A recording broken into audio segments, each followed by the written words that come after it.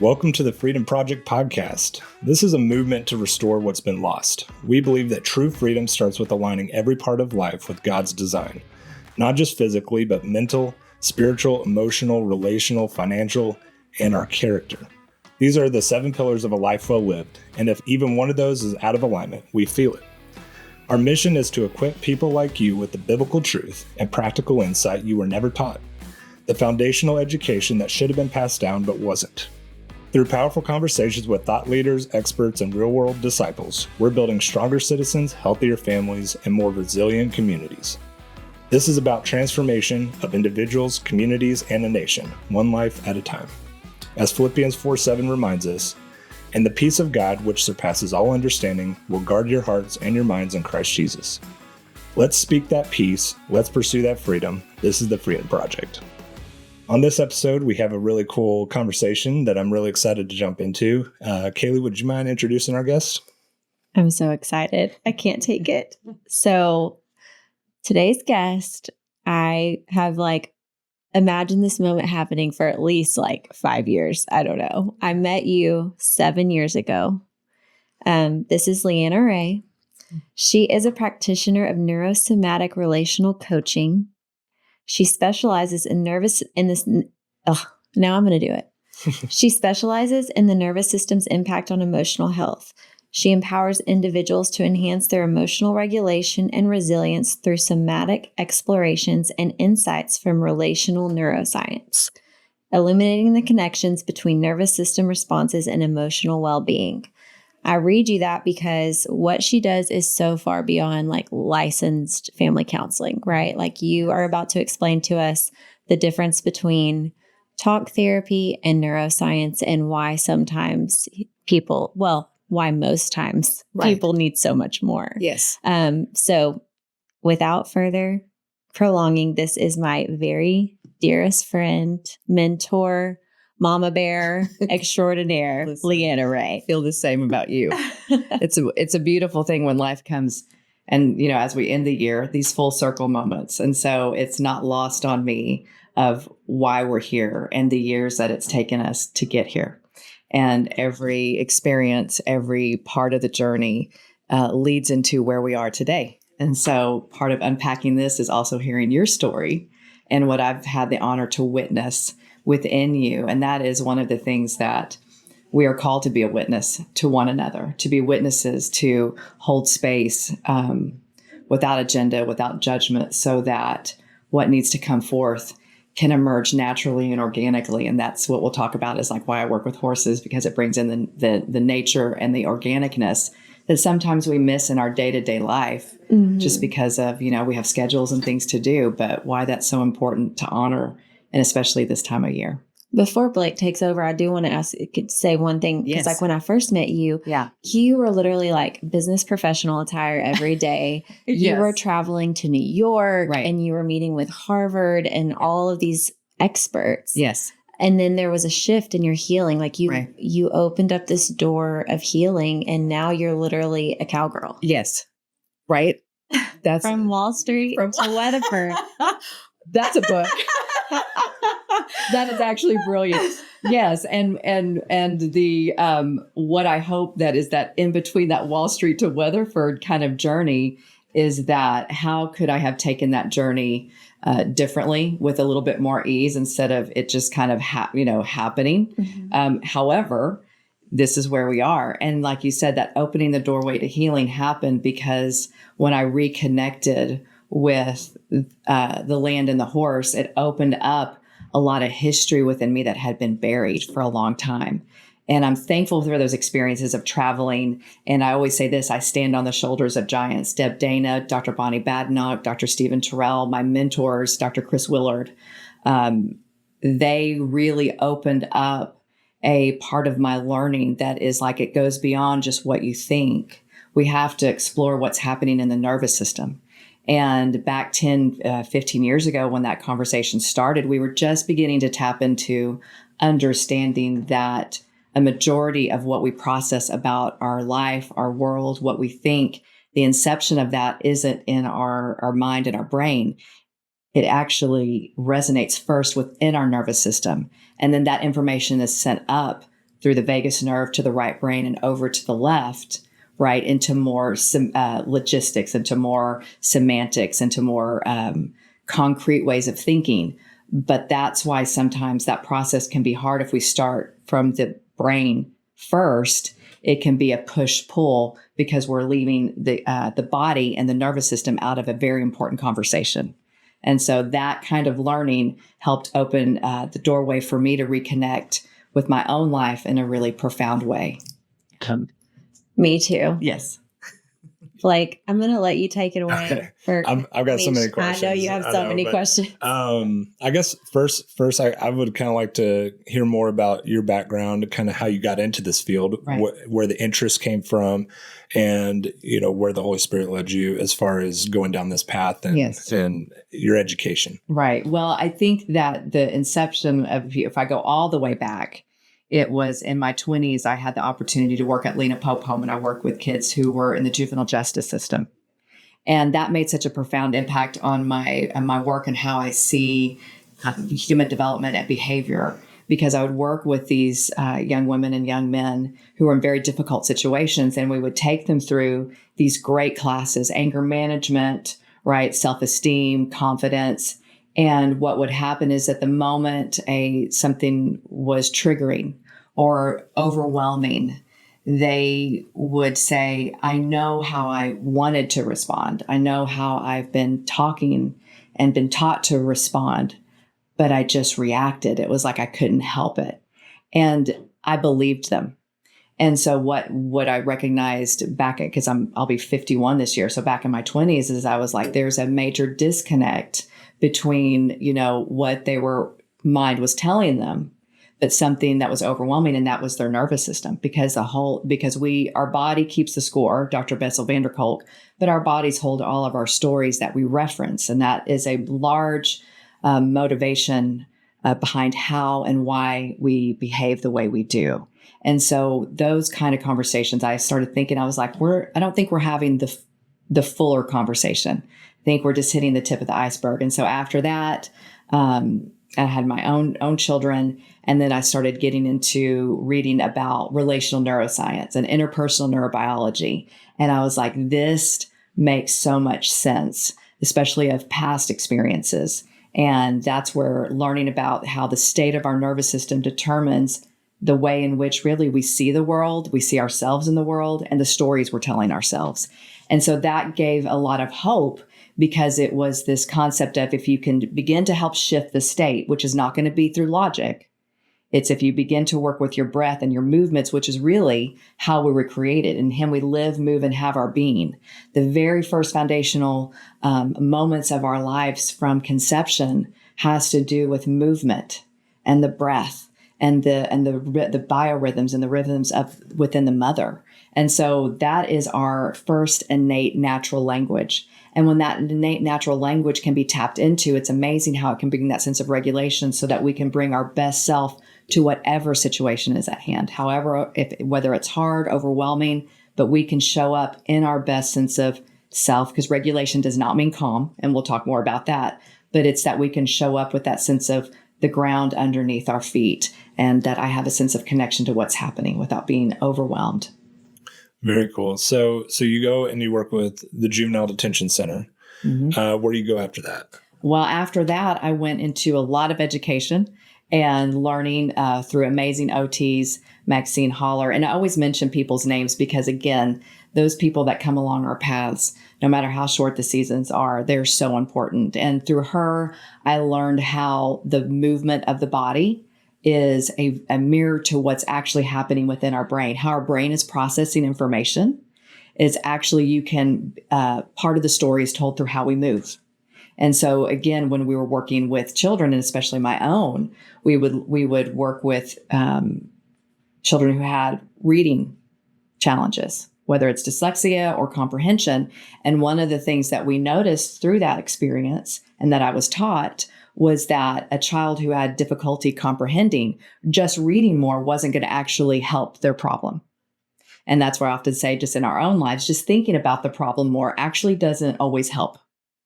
And so with that, we started looking at the nervous system and their neurobiology, and we watched how their eyes moved.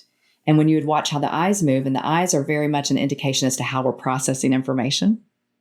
There's that phrase that the eyes are the window to the soul. Mm-hmm. And there's a lot of truth to that because the optic nerve is connected to millions of parts of the brain. And so when we would watch their eyes move, we would notice that it would move here and then it would have a little glitch, and then it would move a little bit and have a glitch. Well, they were having to constantly physiologically and physically reset. So they would get lost in the page because their eyes couldn't track right with ease. And so once we began to work with certain eye exercises, they were tracking more easily, reading comprehension got easier. And not only that, so did their emotional sense of balance became improved as well.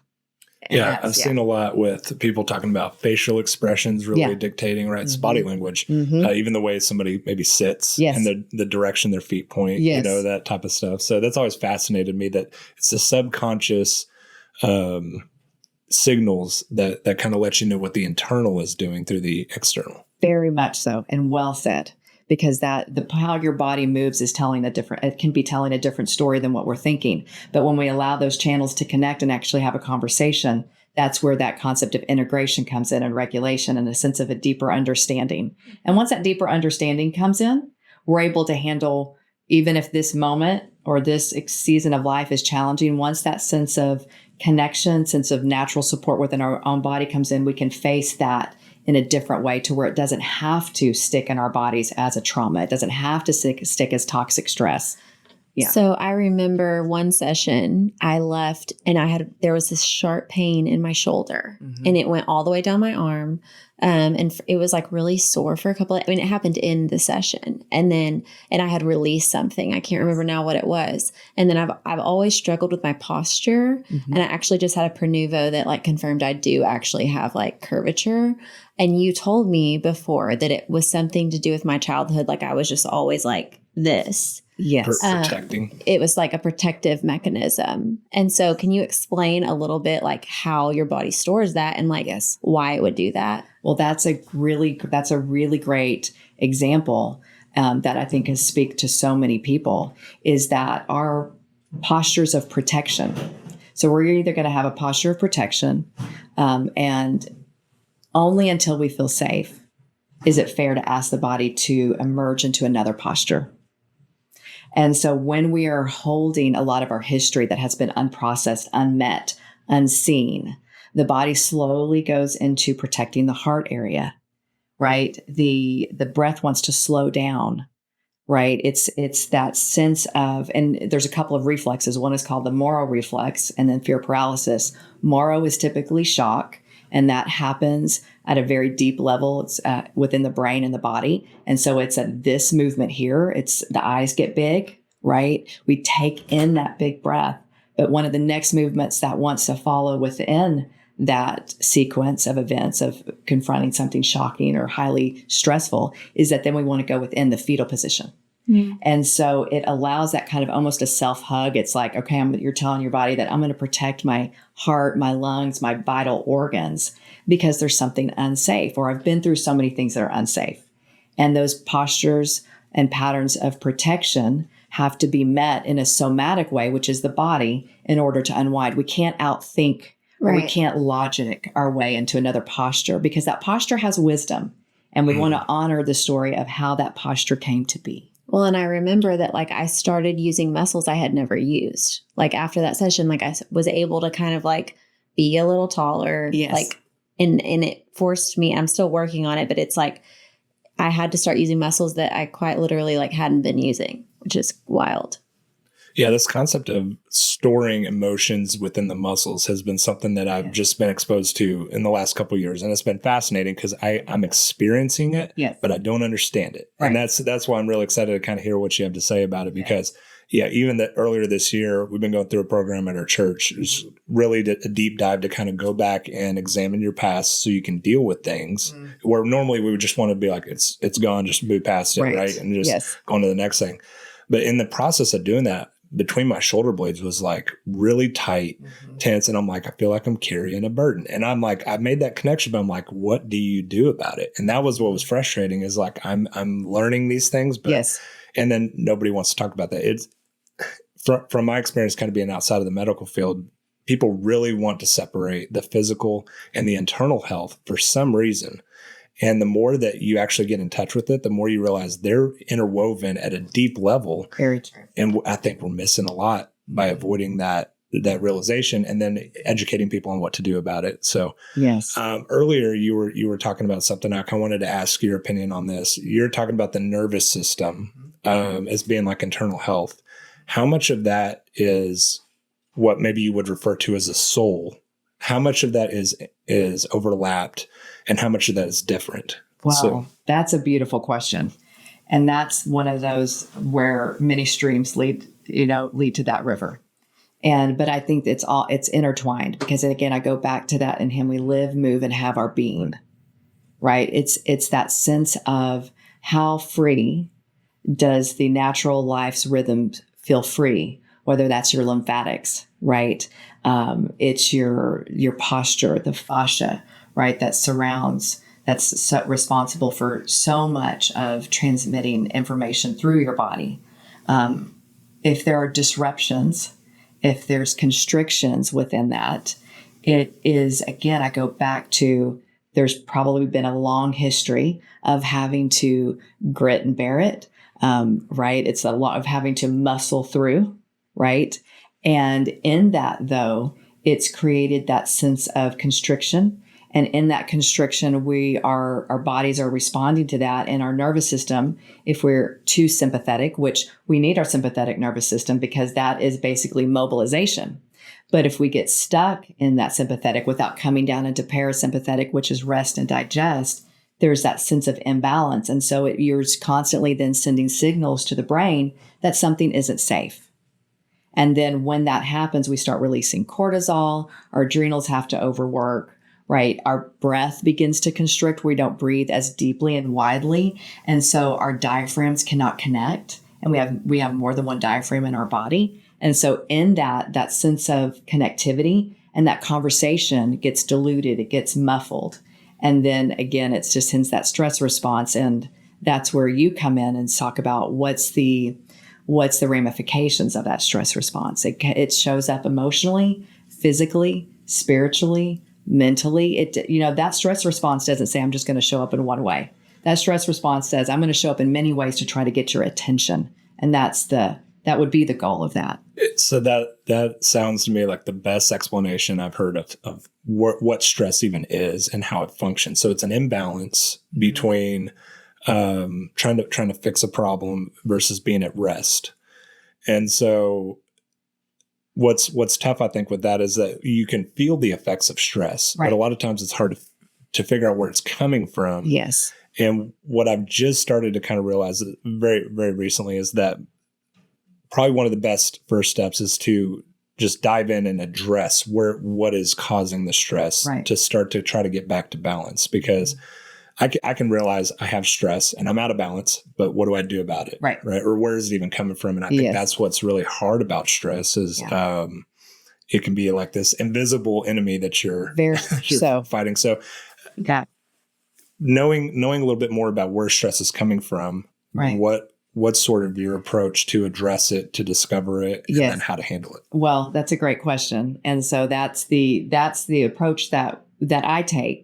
And so many of my amazing colleagues is that we look at really working with your physiology first and your biology, because again, through movement, you can begin to establish a sense of reconnection and recalibration. So meaning that when we live in states of stress, we actually begin to lose the capacity for a fuller range of movements. And this is more than just talking about like workout programs. And I love all of that, but this is talking about, we have 3 midlines that we were created. It's front to back, top to bottom, and side to side, left and right.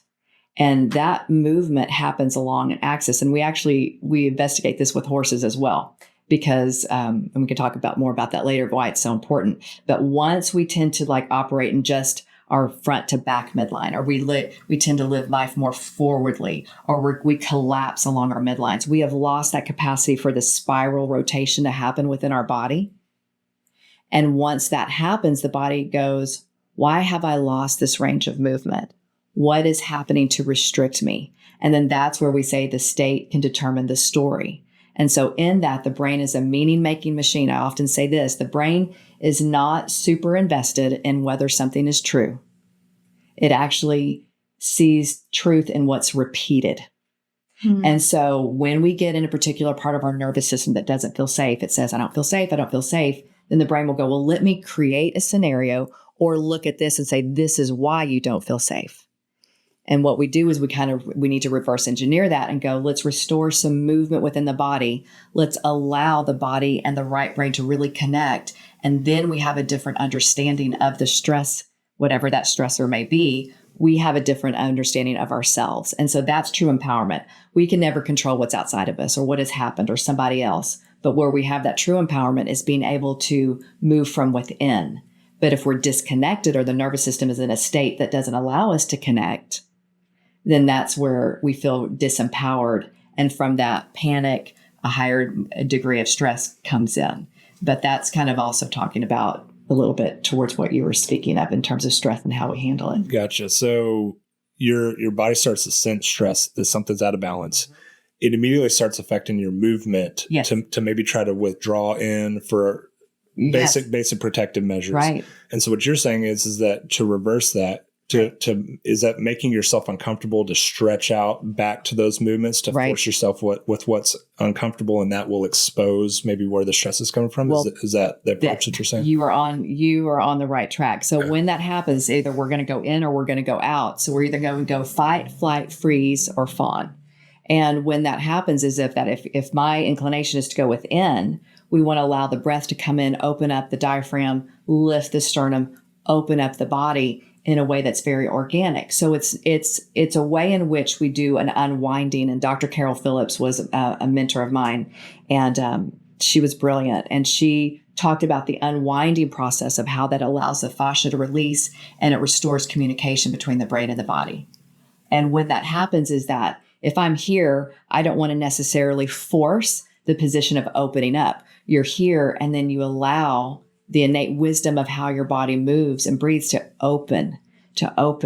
And then you explore those three midlines. And people explore those midlines through yoga, through working out, there's lots of different ways. But when you understand this concept as to why that is so beneficial for you, it kind of deepens their sense of trust within your own body to say, my body can carry me through because I was fearfully and wonderfully made. And when I can rest in the trust of my own body, I can then meet what I have to meet with more wisdom, more understanding, more compassion, more clarity. And you can really be a container for all your emotions. I mean, for the last 2 weeks, we're in the middle of December right now. And I think the last 2 weeks, I've just been surrounded by really stressed out moms. Mm-hmm. And then all of my patients have, I say all, but very many of them have told me they're waking up at like 3 a.m. Yes. And then they just cannot go back to sleep. They're reeling, they're obsessing over everything. So what is it about this time of year? And then for that, what you're talking about, what is it tangible for someone with zero experience, right? What is an act they could do? Would it be lying on the floor and deep breathing, or what is an actual thing they could do when this season is unmanageable? Yes. And that's right. Because the season is unmanageable because it's so much society has made it unmanageable. Mm-hmm. And so I think that's important to say. It's it's not, am I going to have a meltdown this season? Oh, I'm going to have one. I'm going to have one. This is going to happen. And that's the form of acceptance because, again, regulation does not mean calm. It's that, right? It does not mean being calm. It means I'm able to feel the expression of my emotions and not let it flood me as much. Right. And so I love what you just said, that 3 o'clock hour, right? Is that time where the brain, I often say being a mom is being a lot like you're on and standby. There's no off switch. It's you're on, but you're always on standby. And so that subconscious brain is still working even when we're sleeping, right? And so that's why we can wake up and go, why am I thinking about this, right? But again, the brain is a meaning-making machine. It's trying to make meaning. And so what we can do, I love what you said, lay on the floor, breathe, because when you can feel the fullness of your spine and when you can feel the floor come up and meet you, that sense of support and that sense of connectivity between your C1, C2, and your sacrum can actually be an incredibly grounding experience. And what about the box breathing? Like when you're doing Yes. that, why does that work? Well, so that... What is box breathing? Well, there's several different breathing techniques. One is what we can do even when, you're in front of people, is where you do 2 breaths from the nose, or 2 to 3, and do a longer exhale. And no one has to know you're doing this, right? But it's a way, there's several different breathing techniques. The box is like you hold for 4 seconds, or you breathe in for 4, hold for 4, out for 4. And so that's very symmetrical. Some people like to do more of the quick breaths within the nose and then the longer exhale to move you into parasympathetic. But when we access the lower part of our diaphragm, we're actually engaging this part of our brain, our frontal lobe. This frontal lobe is our personality, our higher level reasoning, our capacity to deal with the stress. When our blood flow is constricted, when our breath is shallow, the brain starts going, what's wrong? Is there danger? And then it just kind of perpetuates, right? And so allowing the breath to come in, the breath is one of our biggest signals of safety. And that lower diaphragm, again, coming in, allows this part of the brain to engage. And that's why it's so important to work with our breath, to work with our body, because we have to work with our physiological state instead of beating ourselves up over thinking that it's just what we're thinking.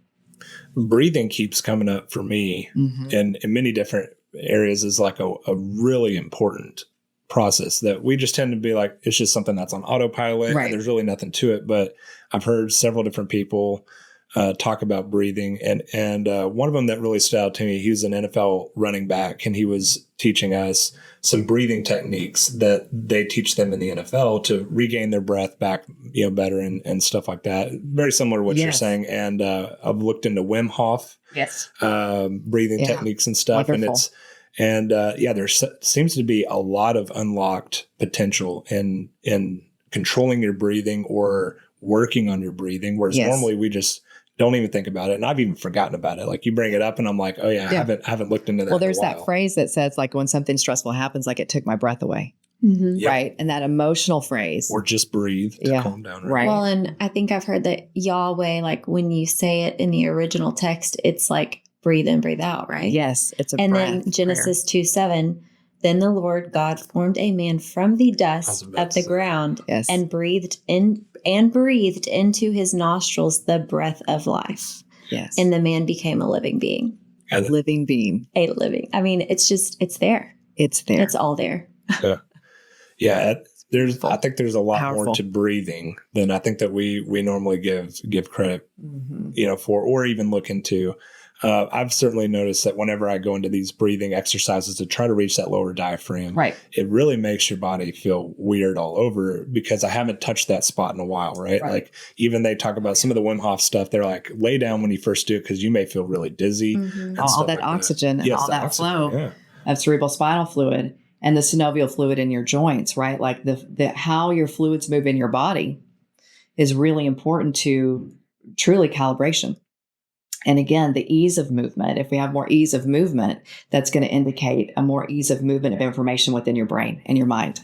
And so it's a beautiful mirror. The body and the brain are a mirror to each other. You cannot not include one part within that conversation.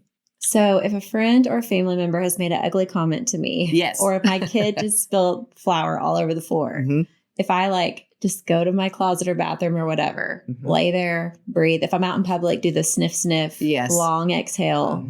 If I could focus on my breathing, then you're saying I'm more likely to be in my frontal lobe than in a fight or flight. Right. We're going to move energy more towards the direction of the capacity to regulate. Great. Yes. It does. And also, I think flooding your brain with oxygen also helps it to function at a higher capacity. Is that correct? Absolutely. And when we have more flow and freedom of capacity, we're actually going to remember the situation in a more regulated way. Because if we are constricting our muscles, blood flow, oxygenation. The amygdala and the hippocampus are right next to each other. Amygdala is your feelings and emotions. Your hippocampus is your memory. And we're all making memories. Like this experience is going to be a memory. But what's going to influence how that memory is stored is the degree and the capacity of where our nervous system is and how we can deal with that. So it really has an influence on, am I going to remember this as a stressful time, or am I going to remember this as this season was filled with many moments, some stressful, but many beautiful moments as well. And so that sense allows you to have a more balanced way of forming memories instead of just hyper fixating or hyper focusing on what didn't happen or didn't go well. Well, and it's like a muscle because this week I was beyond stressed at school. However, within that, because of all of what you've taught me, I was able to cling to what is good. And it was just like, I was having to flex those muscles. And I think what no one wants to accept is that you have to learn to flex those muscles because as you said, it's not a matter of if, but when the stress is coming. Yep. And so having those tools and teaching our children and our communities how to deal with it. Yeah.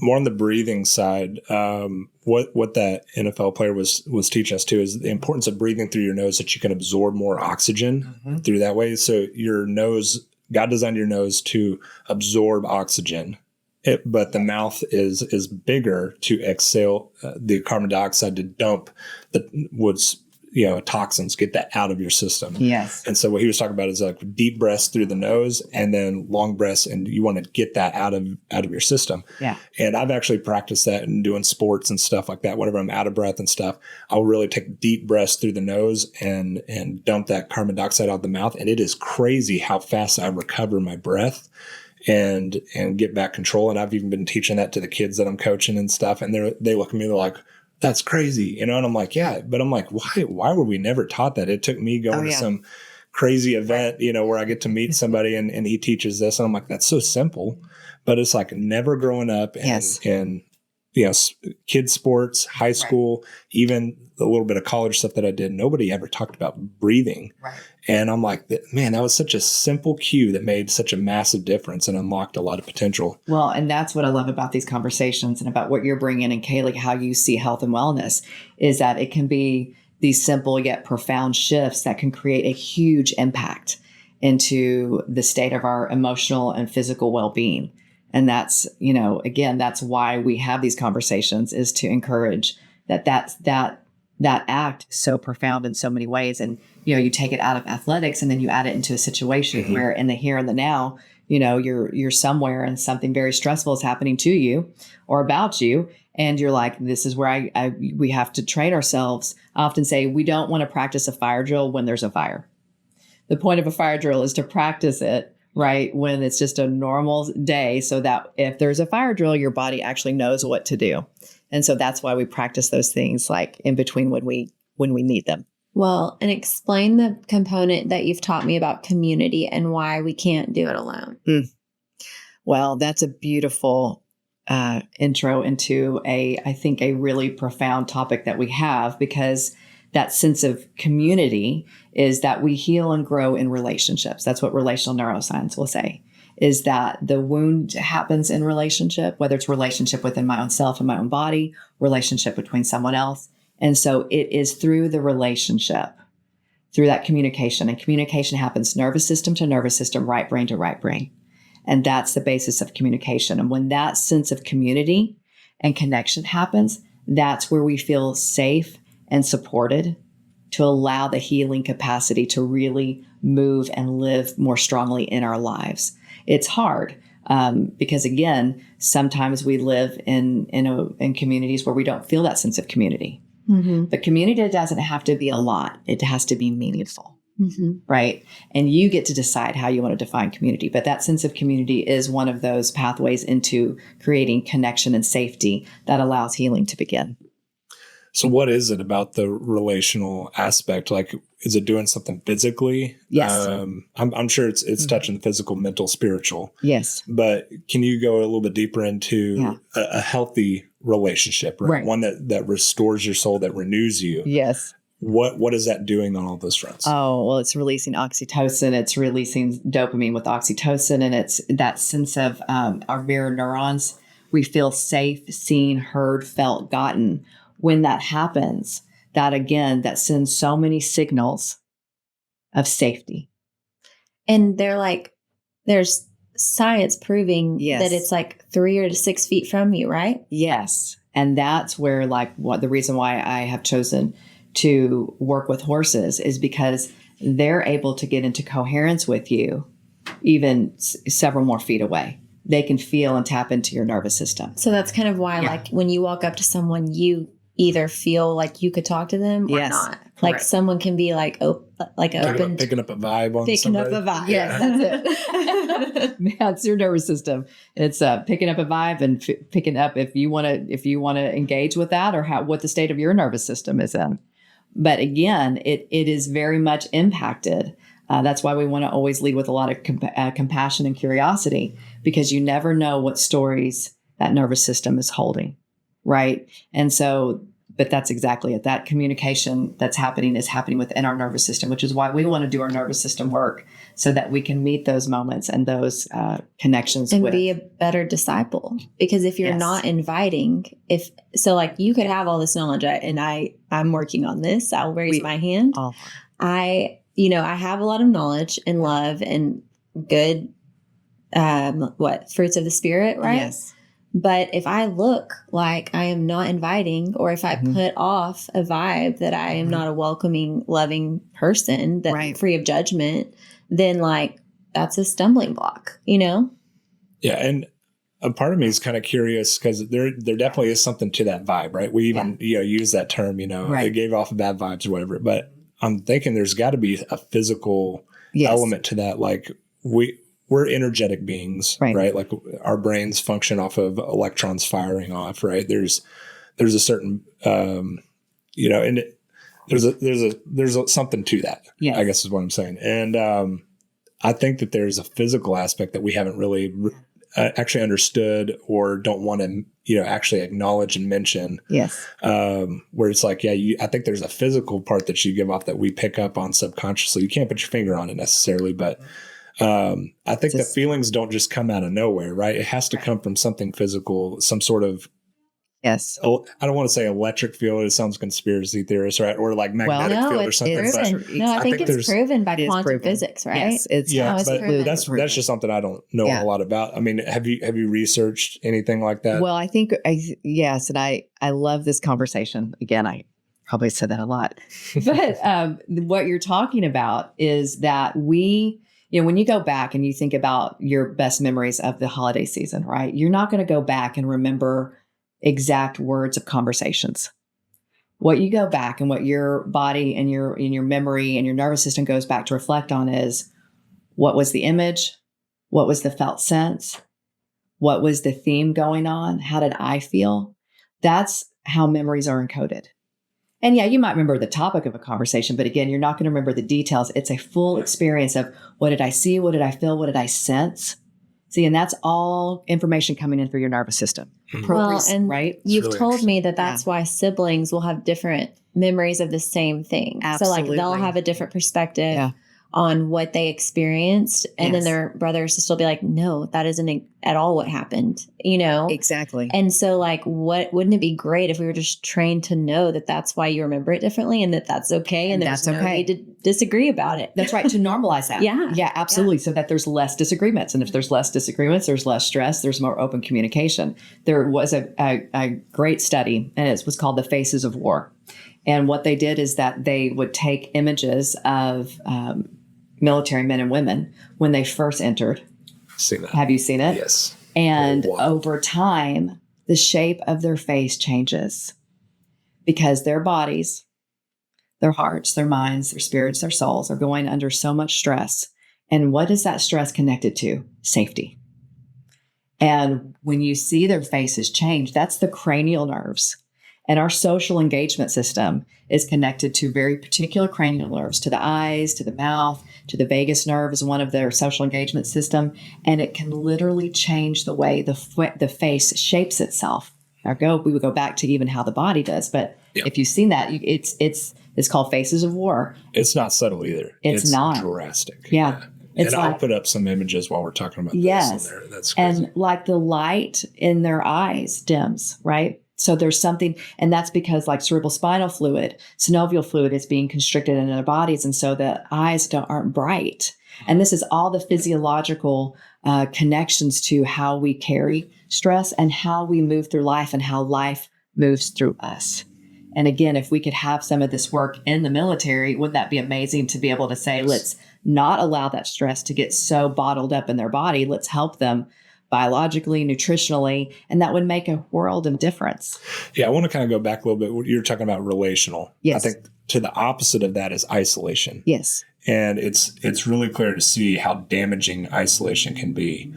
And for me, it's kind of been like, okay, it's a bad thing, but really there hasn't been any like science backing or really specific reasons as to why it's so dangerous. But it sounds like, stress and the internal health benefits greatly from positive relationships. Yes. And so therefore the isolation is damaging. It's a silent killer. It is. And that's where, when you look at horses are herd animals. Or therapy dogs that have the same absolutely effect. Right.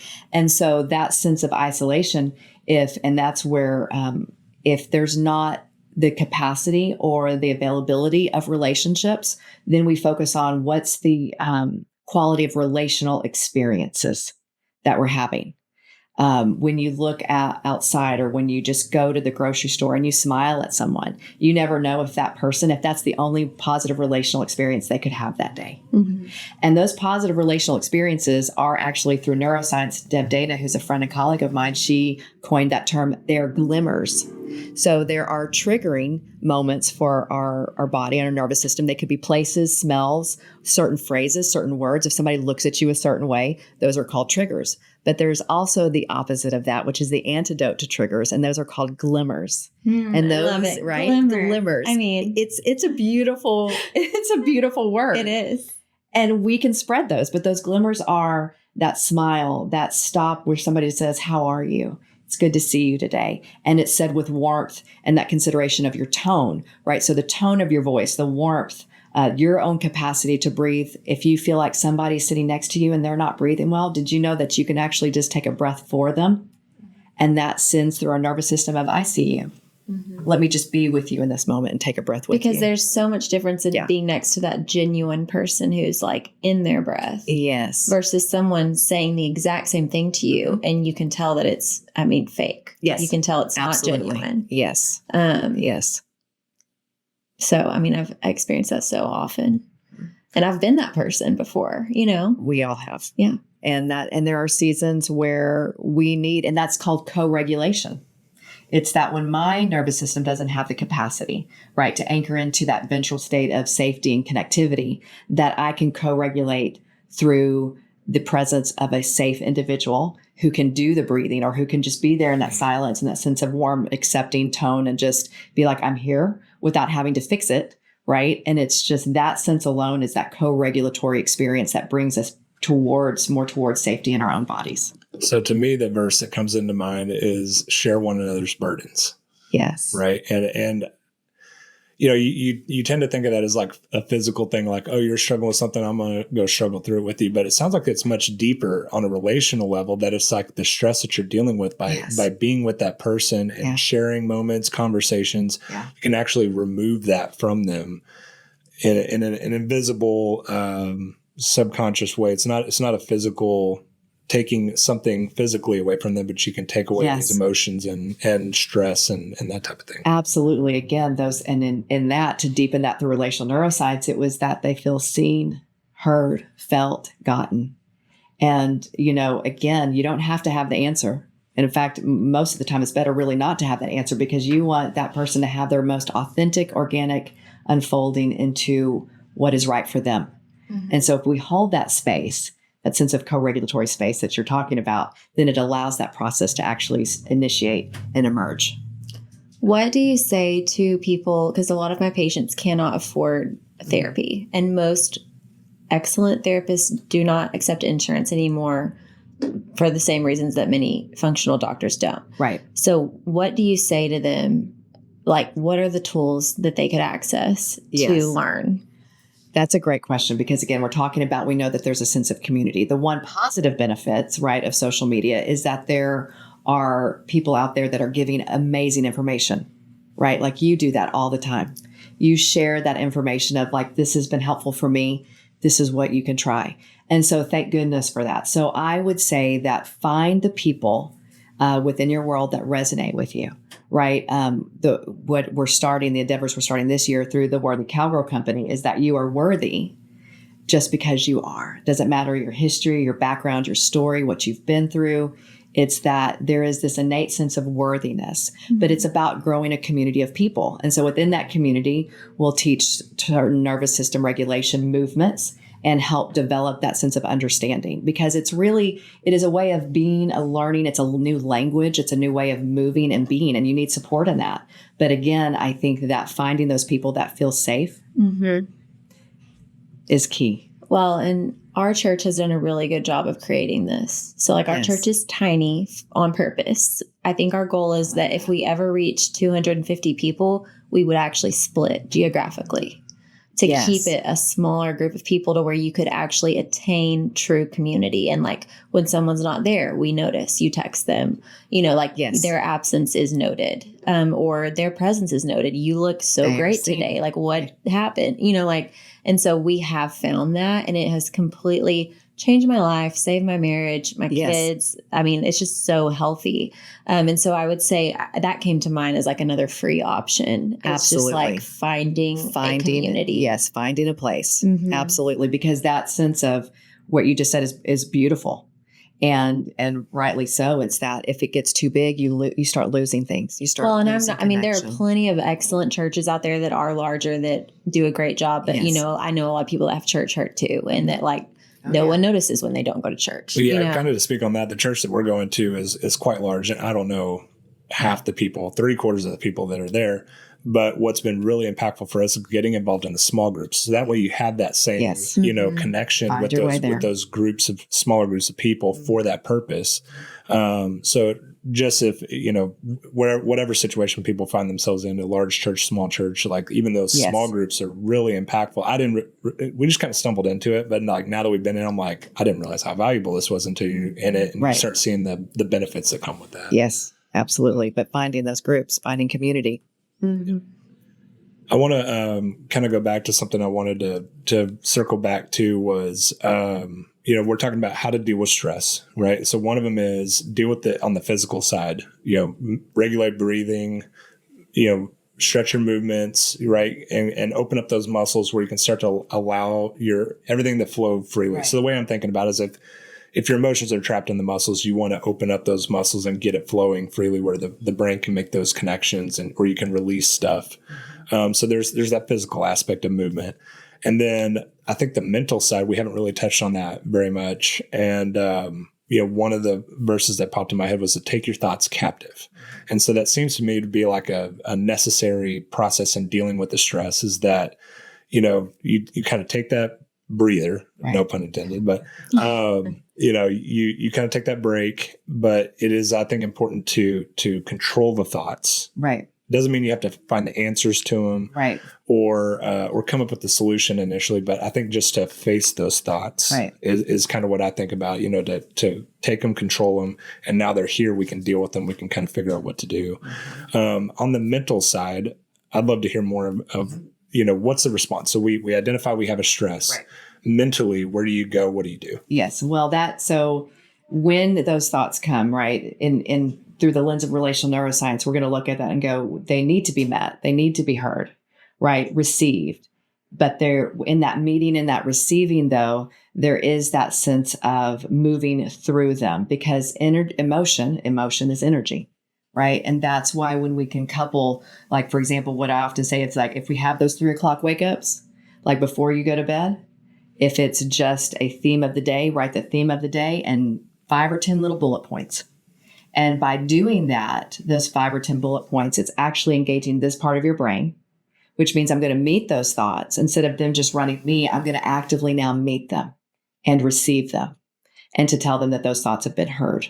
And then when you do the bullet points in the morning, you can get up and if you just write even just 3 minutes, just free flow, right? It's allowing the energy of those thoughts and emotions to finally have a place to go versus just circling, right? And it sends us into a spiral. And so when we learn how to work and see them as this is the story I'm telling myself. And that's a Brene Brown quote. And she would say, this is the story I'm telling myself. And because by even just making that phrase, it's allowing that sense of some enough separation between myself and the story to go, maybe there's another way to look at this, right? And so that is a positive thing that allows that sense of, again, not pushing your thoughts away, but not also getting lost in them. And so that sense of like, I'm going to help shape, direct, and contribute to how I process those thoughts and feelings and emotions. This may be a really simple way to think about it. So correct me if I'm wrong on this, or if you have anything to add to it. But the way I kind of imagine it is your thoughts circle in your head with kind of no escape. Right. And it could just be chaos and confusion. And one of the things that I've doing the program I've mentioned before, when I'm writing stuff out, sometimes I'll write it out and then all of a sudden it's like, that sounds so stupid when I write it out, or that makes a lot of sense. It'll bring clarity. So one way is maybe to get it out on paper. Mm-hmm. And then sometimes just having conversations, just like, I just need to talk about this. And once you verbalize it, it seems to shift something mentally. Yes. So it looks like, your thoughts may be circling around inside your head. And so some way to get them out is either through conversation or through writing. Right. It would be two actionable steps you could take. Absolutely. Because that's still movement. So I'm having to use my breath and I'm having to language my experience instead of just keeping it in my own brain. Connection. And then especially if I'm talking to a trusted other, then that's that sense of connection. And so that creates those signs and those glimmers of safety. So you're tying in the motion and the relation that we just covered. Yes. Well, I was joking with a girlfriend because I read something that was like, people that talk to themselves are healthier, happier. It was something like that. And I was like, I've kind of started trying it out. Well, yes. Because so like I was in the backyard, the kids were driving me insane. And yes. My chicken had like pooped all over my porch. It's a whole saga of this chicken. But I just was walking, taking the trash out, and I love to look at leaves. So I was just like focusing on the tree. And then I was like, can't have pasture raised eggs without chicken. And excuse my language, but I just was like, okay, it's true. And the kids, the reason I had to walk outside was because the kids were being insane. Yes. It was awful screams going on inside the house. And so the chicken poop was symbolic of my entire situation. That was awesome. But it really helped. It helped that I literally went outside. Yes. It took a moment and I was talking to myself. Mm-hmm. You were providing a sense of regulation for your own self and in naming that and in speaking out and narrating that experience instead of it just staying stuck in your own mind, in your own head, and narrating your experiences. And that's a lot for kids who get dysregulated during this time of year, because this is a very stimulating time of year for us as adults, by the way. Lots of transitions. We had talked about that, like so much of that's going on that if we can narrate those transitions, if we can provide rituals of connection that are more steady throughout the day, like we start the morning this way, talking about what we are going to do today. And then we end the night saying, what's one thing from today that really stands out to you, so that the brain can enter into that reflection mode. It's actually a way to kind of bookend the days with regulation.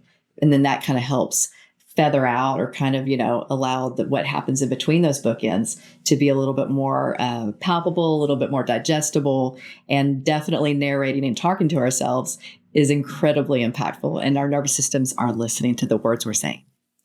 Yeah, there's power in the tongue. And, I think on many more levels than what we really understand, right? Yes. I think that the easy thing to jump to is to be like, I could say something hurtful and it could affect you, right? But I think that there's even, speaking positive to yourself. Something that was really interesting, went to this conference in the last summer. Yeah. And they had a speaker there. He's a assistant coach at Duke, and he was talking about the mental, health side of things. And he had us all stand up and do this exercise where he's like, see how far you can reach and stretch, and all that, and kind of get a baseline. Yeah. He goes, now I want you to speak all the negative things, remind yourself of all the failures and stuff. And then he had us go back and try to do the same stuff. And it was crazy because it's like, I can't reach as far. It's like something was holding you back. Movement. And everybody's looking at each other with wide eyes like, are you seeing this too? Mm-hmm. And he goes, yeah. And he goes, now check this out. He goes, I want you to spend 30 seconds, to a minute, talking nothing but positive things to yourself. He goes, do your baseline again. Everybody was able to reach way further than what they started at the very beginning. And it was cool watching all these like big bodybuilder looking dudes jumping up and they're like, what just happened to me? And I was like, there's so much to that we don't ever talk about or tap into. And I'm like, I really want to just know more about how to, practice. It's a tough thing because it's not something tangible that you can put your hands on or really teach somebody, something. There's a skill set that you kind of learn through little experiences and all that kind of stuff. And that's why I wanted us to do this, because people just don't realize that like you can change. Yeah. Like, the saying of like, what is it that like you won't ever change, or like you can't change, or you can't teach an old dog new tricks. Like, yes, you can. Oh yeah. It's totally not true. And like, I think about that a lot with like the older populations, is they're like, well, I've been doing this way a long time. And it's like, well, you don't have to. Well, and they've been when they say that, it's interesting because what I hear in that is that I've been moving this same way my whole life. And that when we open up that sense of movement, and what you're talking about is experiential learning, in our brains and our bodies, we are experiential beings. We learn more through experience than we do through lectures and through just, transactional knowledge. We are going to learn and embody what we experience. And that's why we want to be more empowered in co-creating these experiences with this kind of knowledge, so that we don't get stuck in one way, one pattern. And a lot of that is when we ask people to learn something new, we have to then be mindful. Are they in the state of their nervous system where they're able to access the capacity to be open to something new? Well, that is one thing I wanted to ask you. Well, I say one thing, good grief. You wanted to, it's like, oh, whoops. I looked at it a while ago and we had 7 minutes left, and now we are 12 over. I know, I told you. Wild. When it's a really cool topic, man, we can just keep going. Right. I know. Well, do you want to ask? Can I ask yes. her, or do you need to Please, run? no, go. What is it about someone, because I'm an exploder. Like, I will tell everything to a fault that I need more boundaries, right? But then there are some people who are stuffers, and they just like stuff it all in, and they will not share anything. And so what? Yeah, I know that's like a trauma response, right? And so what makes you go which way? Oh gosh, too much to discuss. Well, no, it's actually, it's the start of many types of conversations. To be quite honest, that capacity, like if you're growing up, you didn't feel heard, right?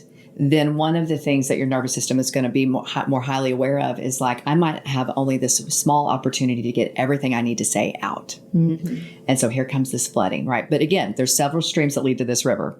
And then somebody that goes within, we don't know if their history is they saw somebody just erupt all the time and it didn't feel safe. And so even that tone of conflict can activate within their own nervous system of just go within, just be quiet, just let it pass. It's a pattern of survival. That's right. It's the patterns of survival. It's the patterns of how do I keep myself the safest? Mm-hmm. And how do I, and in that sense of what begins to heal that is that when you have the friendship or the partnership of somebody that says, I can meet you in that dysregulation and we can work and go towards that sense of safety and connection. Mm-hmm. And so that's what helps bring that sense of repatterning some of our reflexive behaviors. Or, we meet them with a lot of kindness and compassion and understand, like you said, let's understand how did that develop? Because in that story of how did it develop gives us a lot of wisdom into how we repattern and how we integrate a new knowing and embody that. Yeah. So that program we're going through with our church, it's called Regeneration. And you go back through and you kind of identify like, your past sins, and you really kind of like look at your childhood, things that you examine that, I've just been like, it's in the past. So like what effect does that have now? Right. It actually has a lot of effect. Very much so. To be able to understand why do I function the way that I'm doing? What causes me maybe to respond in a certain way? And in that, it's very, very much the same thing, right? Where it's like, I've kind of learned that, if somebody's not going to hear me, best not to put it out there, right? It's a protective measure. So I can bury that in there. And so while I thought that was a childhood thing, my wife is like, hey, can you talk to me? I'm like, no way, so I'm going to guard. But it's, I think, and so for me, I think it's and I speak this to a lot of guys, right? As far as like, you'd be like, no emotions, we don't want to have those deep conversations. But I think it is like, if you want to be an effective warrior, you've got to understand your enemy. Yes. And you've got to understand the battlefield. And so you've got to go and face those things. It doesn't have to be, feelings and all that, type of stuff. But it's like, no, if there's a problem, I want to understand it. Like, give me the details, give me the information. Let me know how to fight this effectively. Yeah, the details and that information and that context. Dr. Dan Siegel said one of the biggest predictors of secure attachment within our children, and that's the capacity to attach to oneself, be able to be present with others' experience, but still live from within the inside out. And many more descriptions of that. However, one of the biggest predictors of secure attachment within children is the degree to which the parent has made sense of their own story. Mm-hmm. And that making sense of, that adding context, that sense of understanding gives everyone, generations before you and who's to come, that sense of legacy, the capacity to open up and see the world a little bit differently. Right. And so it has a long reaching effect. The work you're doing has generational effects to that. Yeah, I've seen that. We could do a whole podcast on generational. I was just thinking, I was like, okay, part 2, generational impacts. Yes, exactly. I want to start kind of wrapping this up. Yeah. And so I think taking all the topics and stuff that we've talked about and just trying to condense it into a nice, clean takeaway. Yes. Right. So the stress internally is a feeling that something's off balance, right? You're out of alignment and your body's responding in a way maybe that your mind can't understand. And so we can feel those effects, and that's when we need to put in some actions. It could be movement, relationships, taking your thoughts captive with the mentality. And I think going to the Word and asking God for clarity is a huge part of that too, because it's stuff that's really hard to understand. So you want to ask for external wisdom in that sense. What else could people do is just, clear actions to kind of take away so that you have a clear game plan. Right. Because in the moment when everything's crazy, you're usually not thinking right and stuff. So if there was a quick response, this is the actions I need to take. Right. So you don't have to really logically think about it. You're just responding. You're just reacting. Well, all those things that you said also too, like, that's why the conversations that you start like on your Instagram, right, is that those things to support you physiologically. Because if my adrenals are shot or they need support, and I'm going to ask myself to show up in a way that can bring that capacity of regulation, that's unfair. Like that's the part where we have to understand, like, am I dehydrated? Where are my electrolytes? Like all those things. Am I getting enough protein, right? Am I feeding my brain? Am I feeding my body enough to where I actually, have the capacity to meet my nervous system? And to me, that's one of the foundational things to think about. I think the other piece of it is that when you're walking in just day-to-day life, there's this really simple question you could ask. Do I feel the ground underneath my feet? And you'll be surprised that when you check in with something as small as that, because it's that difference between, am I walking on the ground, like pounding the pavement, literally like this? Am I walking too far forward? But if I settle in and allow the ground to support my feet underneath me, all of a sudden what begins to shift through that kinetic chain is how my feet respond to the earth. And there's so many nerves that end in our feet, right? So it's like that's already beginning the process of like, hey, let's stay connected between heart and earth. And it goes all the way up for how the pelvis situates itself, how it feels, how your body feels supported, and just how you move through life. That shift alone seems small, but it allows, again, that sense of safety. And then we have the capacity to see those glimmers. Yeah, I think it's great. And when you talk about feeling the ground beneath you and the foundation, right? I think it's important, and I'm speaking from my personal experience, and I'm sure other Christians can relate to this as well. So those that are not Christians listening to this podcast, you find your solid ground, your foundation on really understanding how the world works, who you are, who God is, and how things operate so that you can make sense of everything. And so I find myself always going back and understanding who God is and that he's in control really puts a firm foundation to stand on so that when other things are unshaky, if he is consistent and he is strong, then that gives me a firm foundation that then I can manage handling the other uncertain things that are shifting around me because I at least have some sense of stability. And so for you, when you tap into that every once in a while, checking in the day of like, do I feel the ground underneath my feet? That's going to be associated in your brain and your heart and your spirit. Yeah. And so just taking those micro moments of connection basically cues the body of remember where your foundation is. Remember who has you. Remember who is holding you. Remember who is around you. And that right there, just that gentle remembering, then the body goes back into I'm operating from more of a sense of safety. Yes. Yeah. Beautifully said. And I think great. just with the holiday season and to wrap up, I think that if we could all just be motivated to like be glimmer sharers, Yes. like be people glimmer sharers. who share I love that. glimmers. Yeah. Yes. Leading And we with will that. fail, but just to continue to forge on. That's it, because it's about rupture and repair, and that's what builds resiliency, right? That's wait, Dr. I'm sorry. Ed, We have right? to say one more thing. Yes. Because we didn't say it. Yes. What I wanted to tell all my mom friends and dads Yes. is when you Mhm. fail this Christmas, Mhm. when you yell, when you get angry, Yes. Leanna taught me that it's all about the repair. It's all about the repair. And that's Dr. Ed Tronic's work. And he said that 75% of our life is filled with rupture and repair.